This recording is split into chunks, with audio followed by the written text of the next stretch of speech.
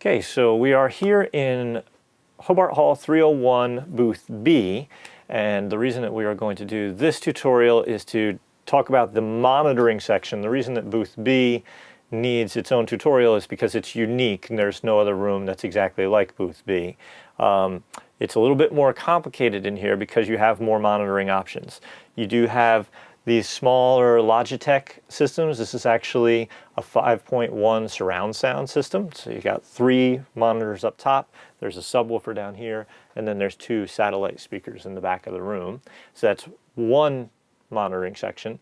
And then the other main monitoring section would be the Mackie 824s. And those are fed off of the Yamaha mixing desk. So let's start from the basics. First, we're going to talk about the Logitechs because they're the most direct. So in the case of the Logitechs, when we play a track coming out of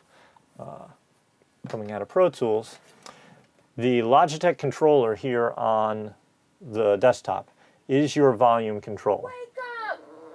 That's going to get you your volume. Okay? If you just want to turn it off quickly, you just red is off and blue is on.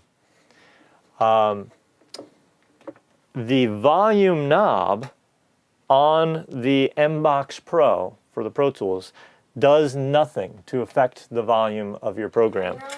I'm turning it down, still on, turning it all the way up, makes no difference, okay? So this room is unlike all the others in that way. The MBox has no control over the main output. You still control your headphone levels with the individual headphones and knobs over on the MBox. But the main volume knob, the big volume knob, has no effect in booth B301.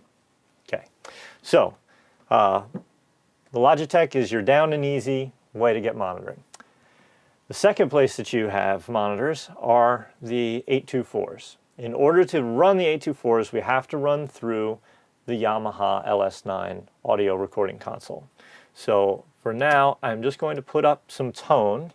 So here's the tone that we're dealing with, right? Okay, so we're not going through the Logitech.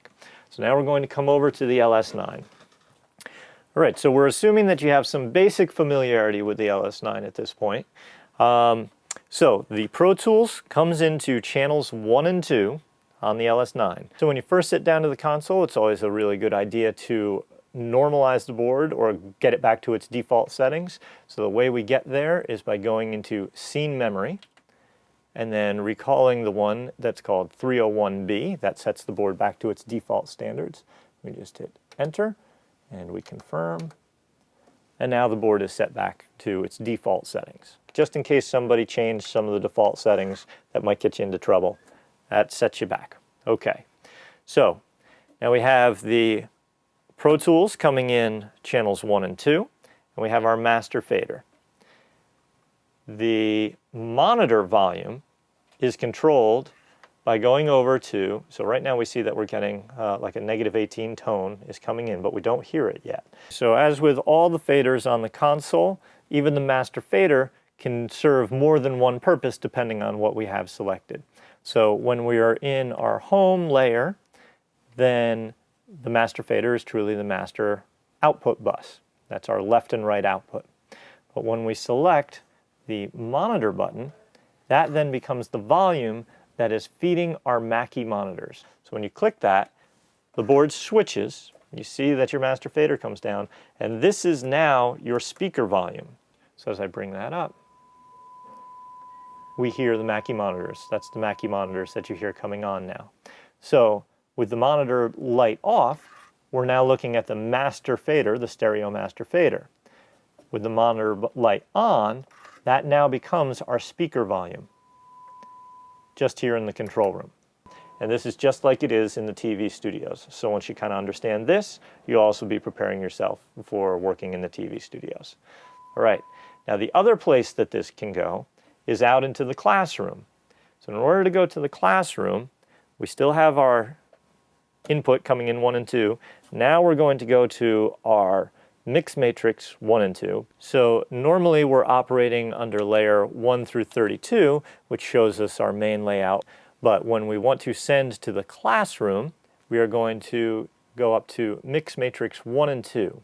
And when we click that once, we see that all these illuminate and this one is flashing, and that then tells us that the faders that we're looking at are actually the sends for Mix 1 and 2, or in our case, that means the classroom sends.